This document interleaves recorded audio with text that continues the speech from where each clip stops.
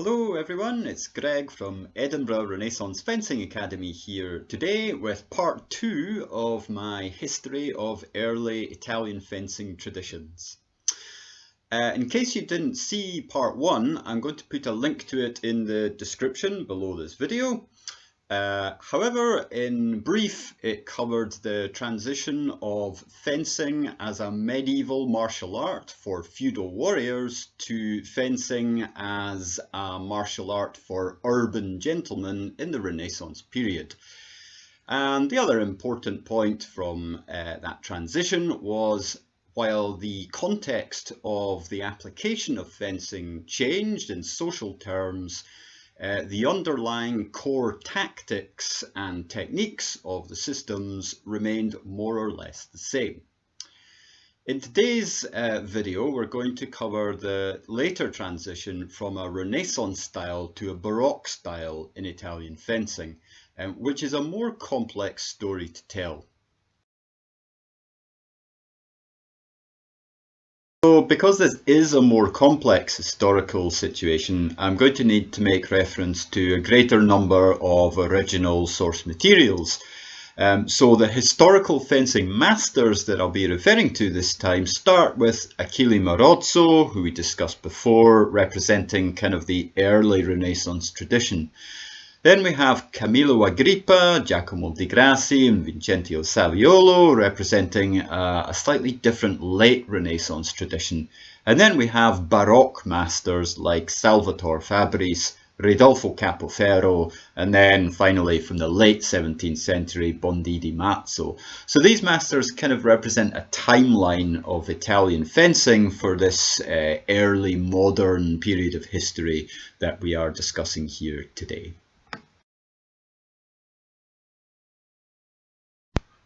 So this time we'll begin our analysis with the social context or the practical use of fencing in the periods concerned. So in part 1 we established that for Achille Marozzo and his early Renaissance contemporaries, fencing was primarily aimed at civilian gentlemen, as can be seen in this picture from his treatise. And in fact, you can see similar attitudes and similar pictures portrayed throughout the rest of the Renaissance and Baroque periods. So, for example, here we can see a picture plate from Ridolfo Capoferro's treatise of 1610, which once again shows two gentlemen dressed in civilian clothes about to fence or duel with their swords worn at their sides. So essentially, throughout this early modern period, if we could call it that, so it's the Renaissance and the Baroque, fencing was aimed mostly at civilians, with military applications being a secondary consideration. And in fact, the military uses were sidelined more and more as we go through our period. That does not mean that fencing was not being done in a military environment, but it does mean that the treatises and the fencing teachers at the commercial schools were focusing more and more on civilian swordsmen.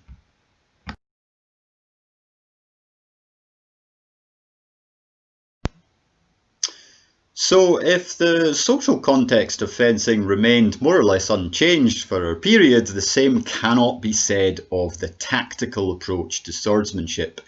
And the rather large changes which occurred in this area are mostly thanks to this one man, Camillo Agrippa, who wasn't even a professional fencer. He was an engineer by trade.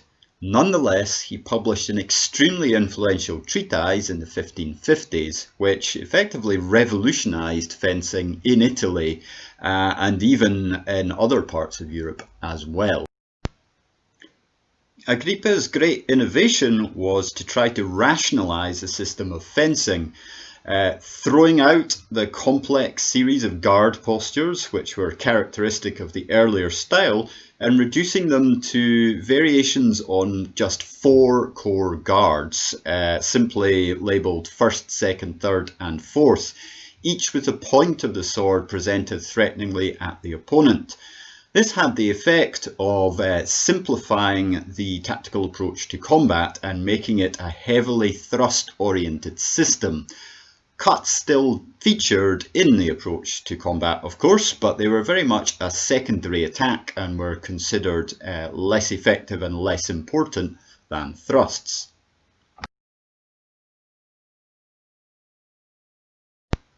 So Agrippa really represents a very distinctive border between the early Renaissance and late Renaissance styles. After Agrippa, there were a number of important Italian fencing masters who followed in his footsteps by advocating a distinctively thrust-oriented approach to fencing. Here we can see, for an example, a plate from Giacomo di Grassi's treatise of 1570, but a broadly similar approach can be found in Vincentio Saviolo's book of 1595. It should be noted, however, that the Di Grassi and Saviolo fencers retained the characteristic upright posture and circular footwork which had been used by the earlier systems such as that of Marozzo. So to a certain extent they still built on the foundation of the old style. There were also some masters active in the late Renaissance who were still teaching the older cut and thrust approach of fencing as well. So Agrippa's new ideas were by no means universally accepted straight away.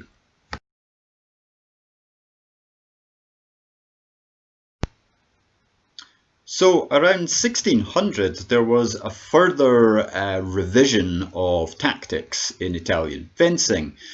The fencing masters of this era approached things in an even more extreme manner. Here we can see a plate from Salvatore Fabri's treatise of 1606. Notice that the postures of the fencers are now notably different from the Di Grassi and Saviolo era of the previous generation. Now the fencers are in these relatively long, low stances with their swords extended out in front of them.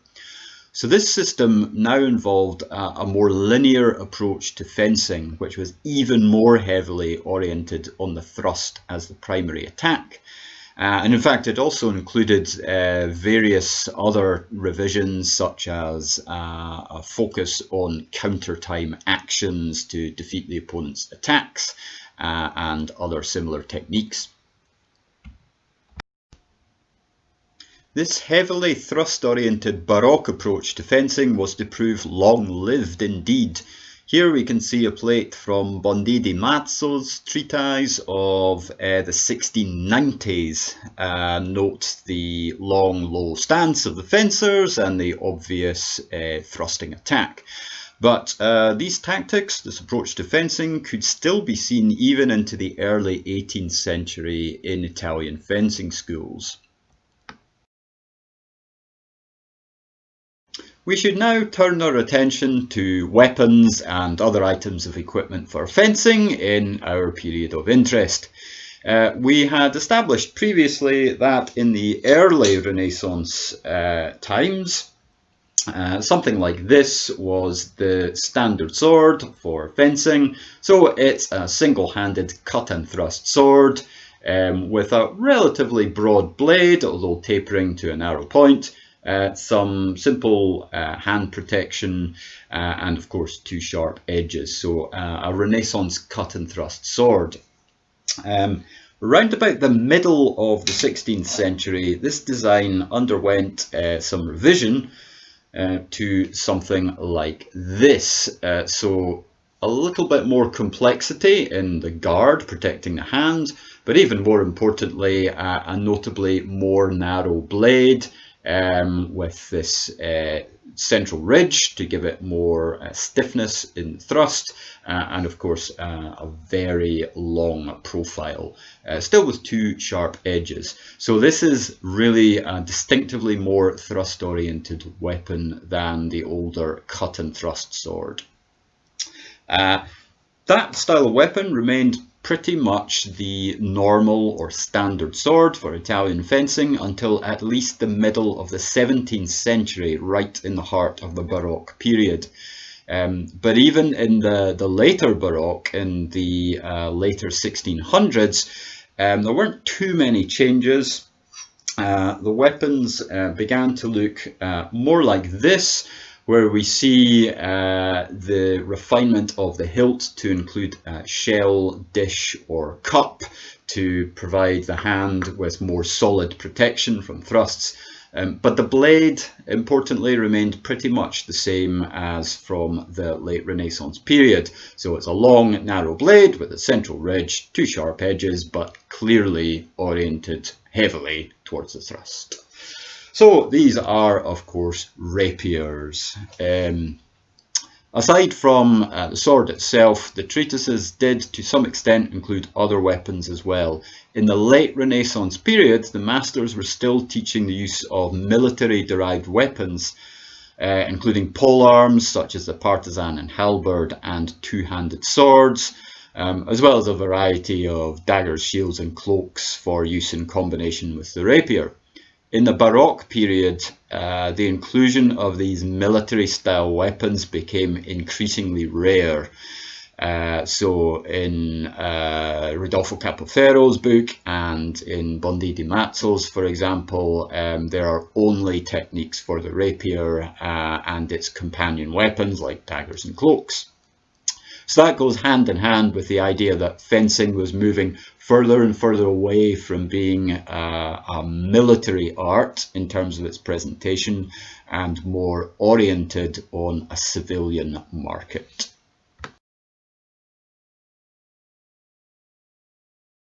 So all that remains now is to try to draw some conclusions from the whole analysis.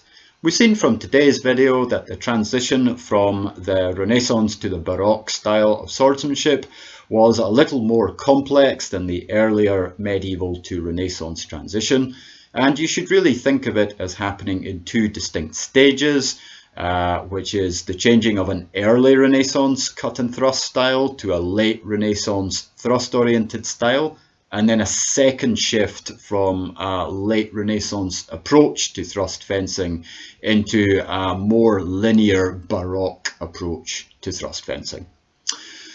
Interestingly, this shift doesn't seem to have been the result of social change, at least as far as I can see. It seems to rather develop out of some innovative tactical ideas from Camillo Agrippa and the masters that followed in his footsteps. So yeah, there we go. That's really all I have to say on the topic for now, but I think it is an interesting and important one. You should always try to understand the correct social context for the use of historical martial arts. It can help you to understand when and how these arts were applied back in the periods when they were used for real in actual fights. Okay, so I will stop there for today. I hope you found these videos interesting, and I will return soon with another different topic. Take care, everyone. Bye.